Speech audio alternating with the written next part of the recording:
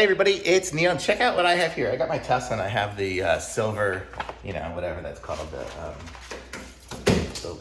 the Emblem. And I've got replacement ones here that'll make it look like carbon fiber. So check this out. So I'm gonna try to put these things on and let's see how that works. Let me see if I can put you down somewhere so you can watch.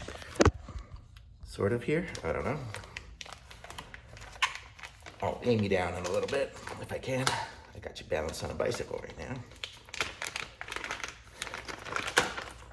Okay, so it comes with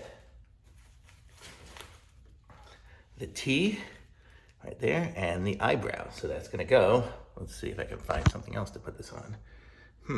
Well, it's gonna go right there for the T and the eyebrow will go right above it, like that. So let me go see, I think it's got double-sided tape on the back. Let me check it out. So let me go peel that off and put it on and I'll show you in a second.